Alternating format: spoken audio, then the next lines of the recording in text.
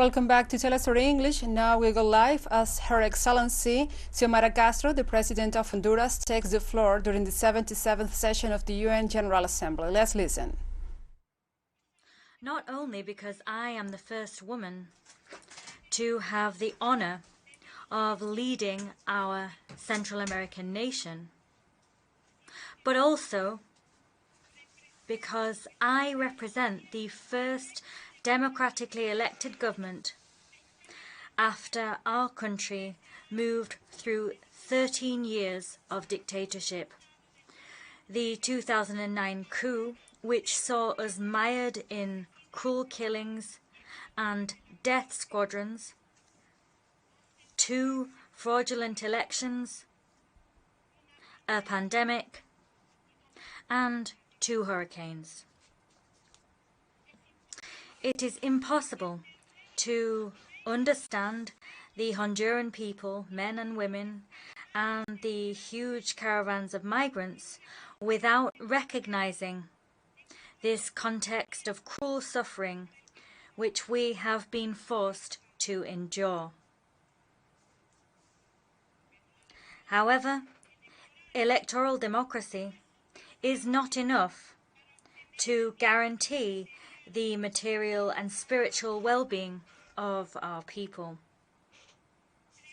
13 years of dictatorship overseen by the international community led to the country multiplying its public debt 6-fold and saw the country reach a 74% poverty rate, the highest in the history of Honduras. 5 of every 10 of my compatriots live in abject poverty. However, it is my firm belief that none of these figures will astound anyone in a world which today lives under monetary dictatorship. A monetary dictatorship which imposes draconian measures of fiscal discipline on the poorest among us. A monetary dictatorship which increases the suffering of the majority left behind, and a monetary dictatorship in which speculative capital has no limits. It is patently clear that today, for our country to survive, we must reject this so-called austerity, which favors those which concentrate wealth in a few hands, and favors those who increase inequality exponentially. Since we entered office at the end of January, we have demonstrated iron will to find consensus. We have always expressed a resolute desire to achieve agreements, which means that we can act on our commitments. We have remained clear that we will not go back on any of our agreements. However, efforts to undermine the people's will are coming at us from all sides. At the same time, we see conspiracies being fostered in the same sectors which looted the country alongside their pro-coup allies. These sectors are emboldened by a flagrant anti-democracy attitude, which sometimes comes disguised as diplomacy. Public policies endorsed by the rent-seeking model on the part of the international financial community over the last 13 years have pulled us into a world full of violence and poverty, a world where projects fail and are abandoned, a world of corruption, looting, and drug trafficking. No one among the international witnesses of the fraudulent elections of 2013 and 2017 were ignorant of the fate to which they were dooming our peoples. And however, they proved themselves to be indifferent to the worst plague which has ever beleaguered our country. Capitalist hubris and petty self-interest led many to opt for deceit, and at the same time organized crime brought the country to the brink of an abyss. The poor nations of the world will no longer tolerate coups. They will no longer tolerate the use of lawfare, nor colour revolutions that are habitually organized to plunder our extensive natural resources. The world's industrialized nations are those responsible for the grave degradation of our environment. However, they make us pay for their lifestyles of excess, and to do that, they spare no effort to embroil us in their plans and in an endless crisis, doing what they can to claim and to ensure that our hands and feet are tied. The Honduras that I lead is being built on the premise of a humanist remodeling. We are building a Honduras coloured by dignity and which the thread of sovereignty runs through. This Honduras will do what legally is important to restore our environment and to protect this common good for all of our people. As such, we cannot accept this arbitrary world order in which there are third and fourth class countries, while at the same time those that think of themselves as civilized never tire of staging invasions, waging wars, engaging in financial speculation, and crucifying us with their inflation time and time again. I'm taking this rostrum to demand that we be respected. We wish to live in peace. Stop trying to destabilize Honduras. Stop trying to impose your measures upon us, and stop trying to choose who we must have relations with. The people is sovereign, and that was demonstrated by them on the 28th of November when they supported my victory, a victory that was the biggest in the country's history.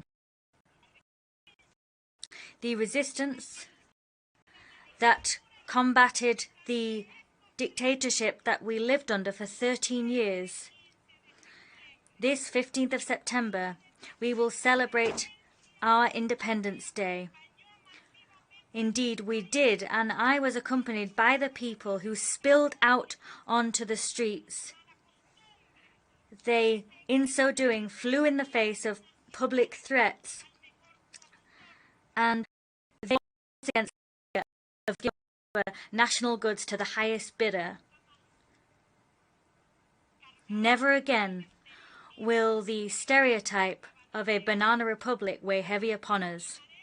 We will put an end to monopolies and oligopolies which do nothing more than impoverish our economies. A generous people that has paid with its blood to defend forests and rivers. This generous people will not forget that during the dictatorship, hundreds and hundreds of young people were killed They will not forget that our comrade Berta Cáceres was killed. They will not forget the forced disappearance of Honduran people simply because of their way of thinking. And they will not forget any of the Garifuna comrades that disappeared 2 years ago now. Every millimeter of the homeland that they pillaged on behalf of the sacrosanct freedom of the market and other systems of privilege was spilled with blood. It was tainted with the blood of the indigenous peoples. My social and democratic government will return to the rule of law. We will rebuild a state of justice so that none of the above happens again. We are working hard to prioritize stimuli, and we are working hard to eliminate abuse of the fiscal system. We've already begun by promoting a law which declares energy a public good. We've returned workers' rights to them, and we have supported our internal market by investing in agriculture to ensure food security. And we have provided subsidies to the poorest among our citizens who will no longer pay for electric energy. We have set about renegotiating free trade treaties. We have taken the sovereign decision to invest in our development by substituting imports. But at the same time, we are competing on international markets without subsidizing the excesses of developed nations. Women, for centuries, have been denied the right to be included in development. We will recognize the important role that women play in a society as a part of the very spinal column of that same society. We will provide healthcare, quality education, security, and food sovereignty to our children and our young people.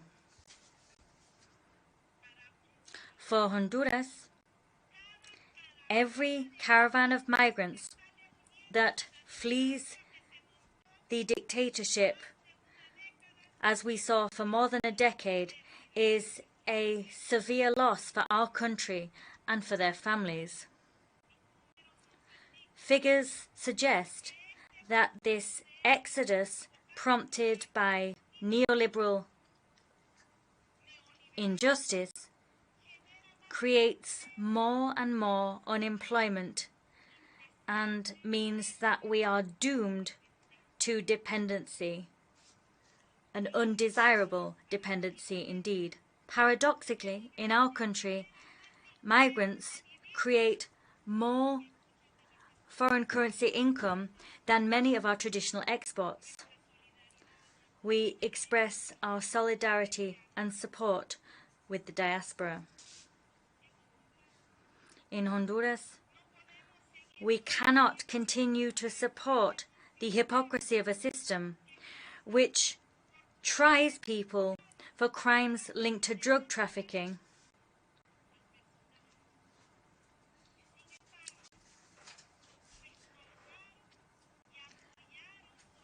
However, for more than a decade,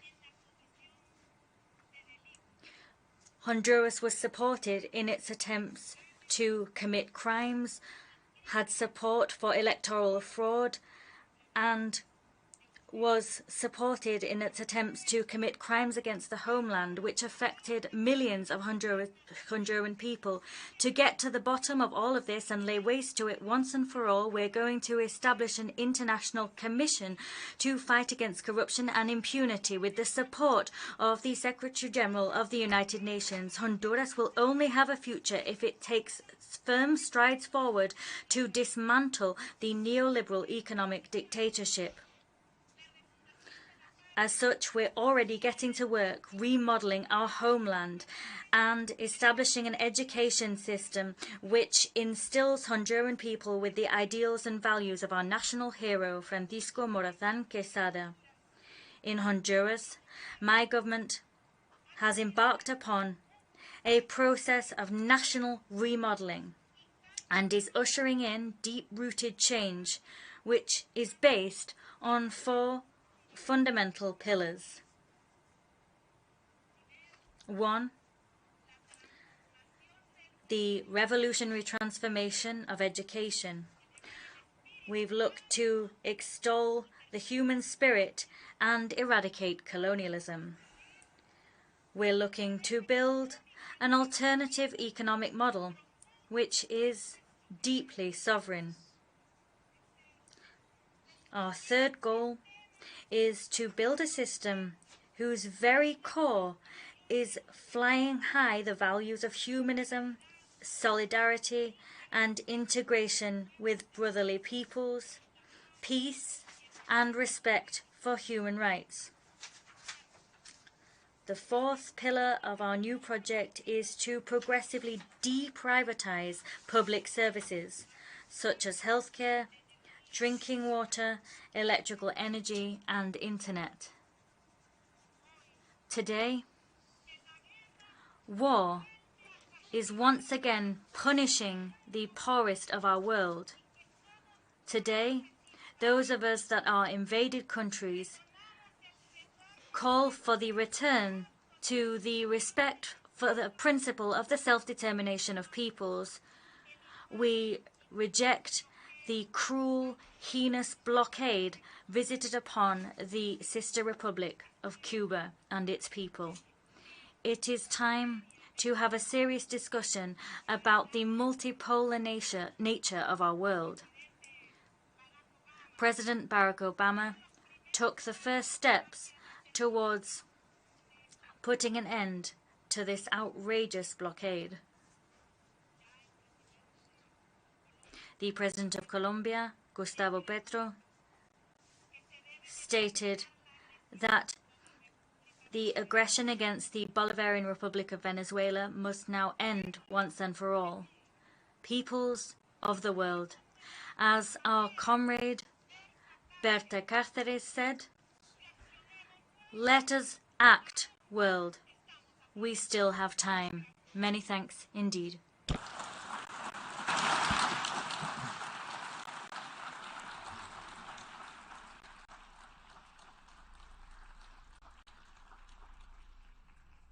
On behalf of the Assembly, I wish to thank the President of the Republic of Honduras for the statement.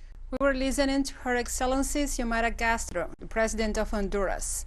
Castro highlighted the role of women in power and referred to the hardships facing her country as climate phenomena, poverty, violence, and system corruption, as well as other social burdens that lead to the massive migration and human trafficking. She referred to worldwide unequal distribution of wealth as several nations exploit resources of others that are left out. She denounced constant plotting against progressive governments and Latam and other regions of the world, rooting violence and corruption on the poorest nations. She denounced how organized crime and lawfare also threatens her country's stability that tries to overcome 13 years of dictatorship and other burdens. She remembered the persecution of social leaders such as Berta Cáceres or poor communities as the Afro-Honduran Garifunas, and stressed it's her goal that Honduras never again see such crimes. She also seized the occasion to condemn the U.S. blockade against Cuba and Venezuela. We have more details in upcoming news briefs. Stay with us. Giant